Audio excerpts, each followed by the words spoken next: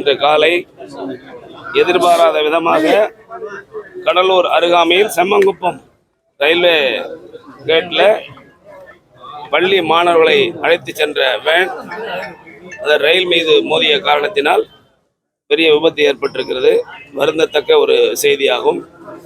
அதில் வண்டியில் போனவங்க 5 பேர், ஒரு டிரைவர் ஒருத்தர், மாணவர்கள் 4 பேர் போனாங்க. அதில் சம்பவ இடத்திலேயே 2 பேர் இறந்திருக்கிறார்கள். 2 பேர்ல மீதி 2 பேர்ல ஒருத்தர் ரெஃபர் பண்ணி ஜிப்மர் மருத்துவமனைக்கு அனுப்பப்பட்டிருக்கிறது.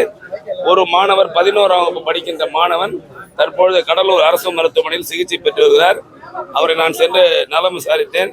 அதாவது உடம்பு எப்படின்னு பார்த்தேன். நல்லா இருக்கார். அவருக்கு எந்தவித பாதிப்பும் இல்லாமல் எதிர்பாராத விதமாக அந்த வேன்ல பின்பகுதியிலே அமர்ந்திருந்த காரணத்தினால் அவர் தப்பித்திருக்கிறார்.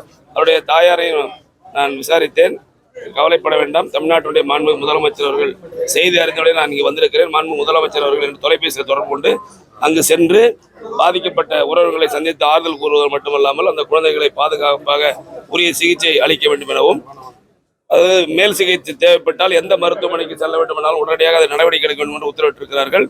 ஆகவே மாண்புமிகு முதலமைச்சர் என்னிடம் மட்டுமல்ல, அதாவது நம்முடைய வேளாண்மைத்துறை அமைச்சரத்திலும் தகவல் சொல்லியிருக்கிறார். ஆகவே மருத்துவமனை ஜிப்மர் மருத்துவமனை இருக்கின்ற அந்த பாதிக்கப்பட்டவர்களை சென்று பார்ப்பதற்கு நம்முடைய வேளாண்மைத்துறை அமைச்சர் அங்கே அனுப்பி வைக்கப்பட்டிருக்கிறார். ஆகவே இப்பொழுது இங்கே இருக்கக்கூடிய இன்னொரு அந்த கிராமத்தை சார்ந்த ஒரு தொழிலாளி அங்கிருந்த எதிர்பார்ப்பு அங்கே போயிருக்காரு. அந்த உயர்ல கால் வச்சால் அவரும் பாதிக்கப்பட்டிருக்கிறார். அவரும் மருத்துவமனையில் அனுமதிக்கப்பட்டு உரிய நடவடிக்கை எடுக்கப்பட்டு வருகிறது என்று இறந்து போனவங்க 2 பேர் இறந்திருக்காங்க sir. I can clearly state that 2 பேர் சம்பவ இடத்திலேயே 2 பேர் இறந்திருக்கிறார்கள். மீதி 2 பேர்ல ஒரு மாணவர் ஜிப்மர் மருத்துவமனைக்கு அனுப்பப்பட்டிருக்கிறது. ஒரு மாணவர் 11ஆம் வகுப்பு படித்துக் கொண்டிருக்கிறார். அவர் இங்க இருக்கிறார். அவர் நலமுடன் இருக்கிறார். அந்த கிராமத்தை சார்ந்த ஒருவர் எதிர்பாராத அங்க சென்றவர் அந்த ஒயர்ல கால வச்சா அவர் பாதிக்கப்பட்டிருக்கிறார். அவரும் இங்க இருக்கிறார்.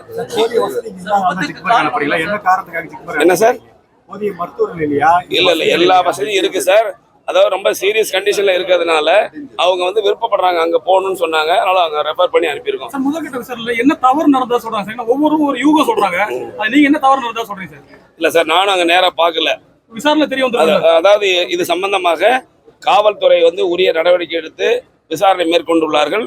உரிய விசாரணை முடிவுடன் அது உண்மையா என்ன நடந்தது என்பது தெளிவாக முதல்கட்ட விசாரணை என்னன்னு சொன்னாங்கன்னா அந்த யூகத்துக்கெல்லாம் ஒரு முற்றுப்புள்ளி வைக்கலாம். இல்ல சார், அதான் சம்பவம் குறித்து கடலூர் காவல்துறை உரிய நடவடிக்கை மேற்கொண்டு வருகிறார்கள். விரைவிலே அது என்ன நடந்தது என்பது வெளிச்சத்துக்கு வரும் என்பதை தெரிவித்துக் கொள்கிறேன்.